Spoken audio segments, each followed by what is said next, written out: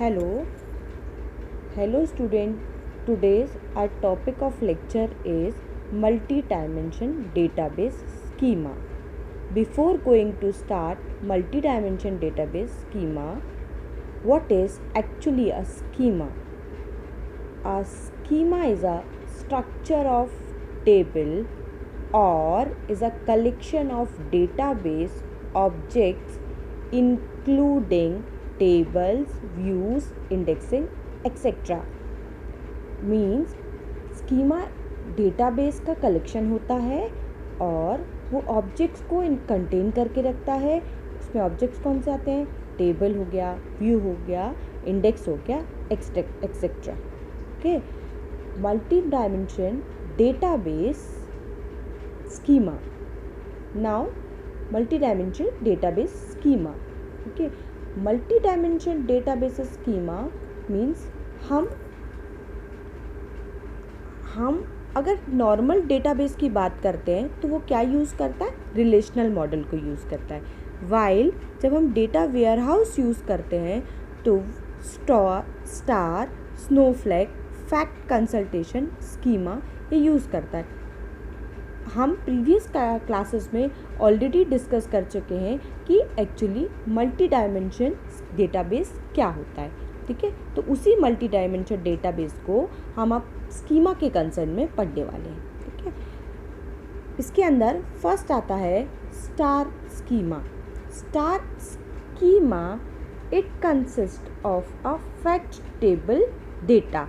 इसके अंदर एक सेंट्रलाइज्ड फैक्ट टेबल होती है। यहाँ पे रेक्टेंगल बॉक्स में देख रहे हैं फैक्ट टेबल। ठीक है, ये कंटेन करता है fact table and every table has one dimension table.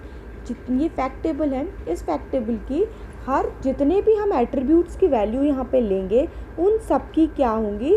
Relevant dimension tables होगी। ठीक है, star schema is a logical description for entire database. हम अपने डेटाबेस को लॉजिकली डिस्क्राइब करते हैं कि वो कैसे काम करने वाला है। ठीक है, नाउ क्वेश्चन अराइज होता है व्हाट इज फैक्ट टेबल?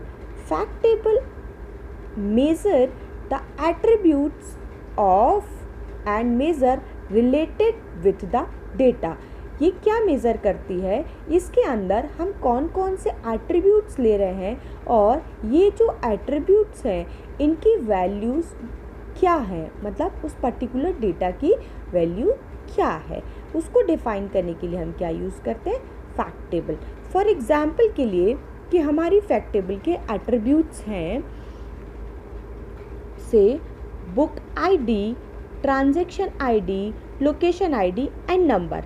तो जितने भी हमारे पास एट्रीब्यूट्स हैं फैक्ट टेबल में, book ID, transaction ID, location ID and number, इन सब के लिए हम क्या बनाते हैं? इंडिविजुअल डायमेंशन टेबल बनती है। से हमारी फर्स्ट है बुक आईडी, तो यहाँ पे ये D1। ठीक है, D1 डायमेंशन टेबल 1। इस टेबल का नाम क्या होगा? बुक। और इसके एट्रीब्यूट क्या होंगे? बुक आईडी होगा, ऑथर आईडी होगा, बुक नेम होगा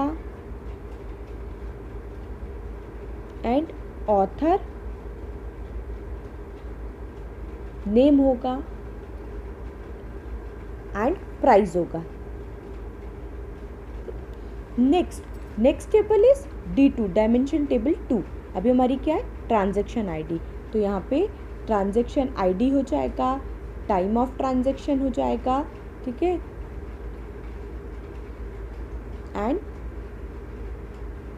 ट्रांजैक्शन नंबर हो जाएगा, ट्रांजैक्शन टाइम हो जाएगा। ठीक है, नेक्स्ट D3। ठीक है, डायमेंशन टेबल 3। इसमें क्या होगा? Location ID.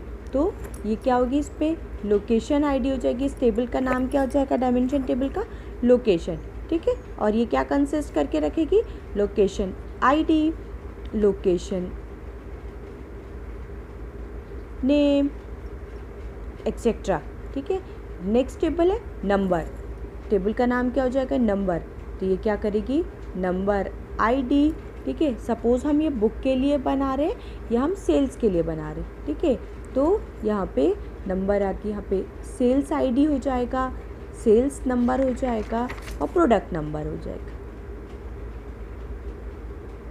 नंबर। इनके लिए हम क्या बनाते हैं, fact table and dimension table बनाते हैं। ठीक है, अब फैक्ट टेबल क्या होती है, हमारी नॉर्मलाइज्ड होती है। ठीक है, जो हमारी ये टेबल है ये सेंट्रलाइज टेबल है, इसी टेबल से हमारी सारी डायमेंशन टेबल अटैच रहती है। यहाँ पे जितने एट्रीब्यूट्स होंगी उतनी हमारी कितनी क्या होंगी, डायमेंशन टेबल। और dimension table are not normalise. ठीक है, अब फैक्ट टेबल जो है have number of foreign keys, चूँकि और जो हमारी डायमेंशन टेबल्स हैं हर टेबल के पास कंटेन वन प्राइमरी की, जैसे D1 वो अपनी कंटेन करके रखी, D2, D3, D4 यही वैल्यूज़, क्योंकि ये सेंट्रलाइज टेबल है इसके पास सारी इन्फॉर्मेशन रहेगी, तो इसकी D1 की प्राइमरी की एज एन रोल करेगी, जब वो फैक्ट टेबल पे यूज़ होगी तो वो एज एन वर्क करेगी फॉरेन की।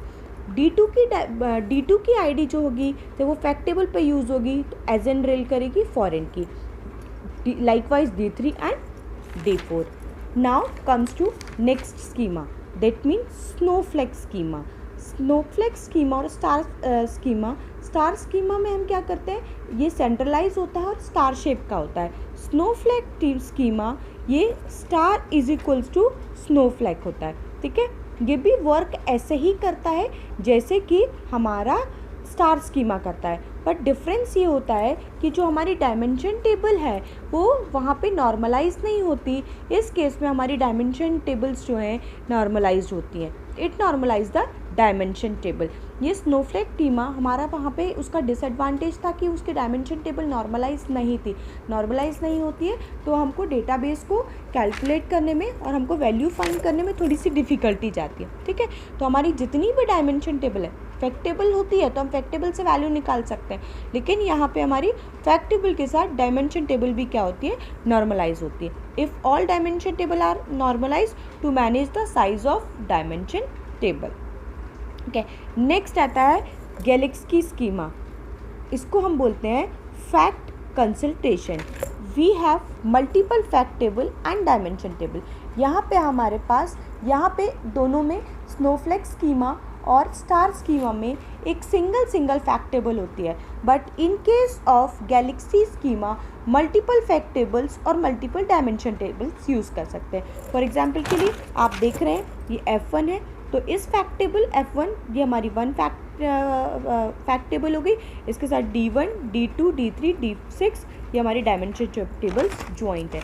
ये सिमिलर होता है हमारा स्टार स्कीमा के, बस इसमें हम क्या करते हैं, मल्टीपल डायमेंशन टेबल और मल्टीपल फैक्ट टेबल्स यूज़ करते हैं। वहाँ पे जितनी भी डायमेंशन टेबल है स्टार स्कीमा में एंड स्नोफ्लैक स्कीमा में, वो जितनी भी डायमेंशन टेबल है वो एक सिंगल फैक्ट टेबल से ही ज्वाइंट होंगी। ठीक है, ये देखिए ये दूसरी हमारी फैक्ट टेबल है। इस फैक्ट टेबल से D1, D2, D3, D4 dimension table जुड़ी हुई है। जैसे F1 से D5, D6, D7 और D8 हमारी डायमेंशन टेबल जुड़ी हुई है। यहाँ पे हमारा multi dimension database schema complete हुआ। Thank you.